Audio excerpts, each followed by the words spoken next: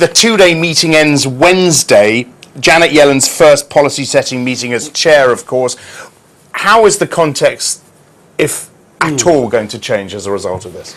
Well, I don't think it's going to be a groundbreaking meeting, but very interesting, because I think what we will see is a ditching of the single formula for threshold guidance that we've hitherto had, the 6.5% unemployment threshold. It's marvellous to see the Bank of England's leading the way on what the Fed's going to do. The Fed's going to copy the Bank of England, drop the single metric, and probably adopt a whole panoply of measures of economic health, I suspect.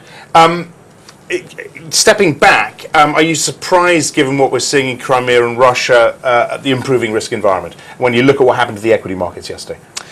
Seems the equity markets are unstoppable. The flood of money has its own power, and although we have Fed tapering, we still have the Bank of Japan full throttle, etc.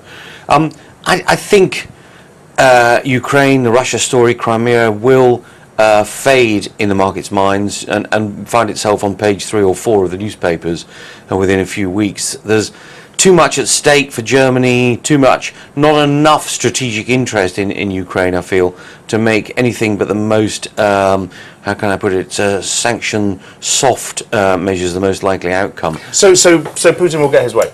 And the yeah, markets will sit back, watch that happen and move on? Yeah, I'm not here to make a political judgment, but I suspect that will be the case. On the eve of the budget here, Mark Carney, Bank of England governor, talks about an overdue, long overdue, I guess some would say, shake-up of the Bank of England. What are we going to see, and how will it change things? Well, I think we're going to, undoubtedly, the most interesting story there for me is the replacement for Charlie Bean as deputy governor. It could be Spencer Dale. The hawk. Yeah, exactly, rather hawkish. He is one of my candidates to be first dissenter on the MPC about the status quo of monetary policy. And I think the markets could see that as a rather hawkish sign. It could be good for sterling, possibly bad for gilts, and especially when we get that first dissent. Anything, just to finish up with, anything going to come out of this budget tomorrow? It's not the most exciting of budgets. I think we're now being told by the traditional leaks that we're going to have this action giving a tax break for the nannies and child support, etc. That we're going to have that. We're going to have an increase in the personal allowance.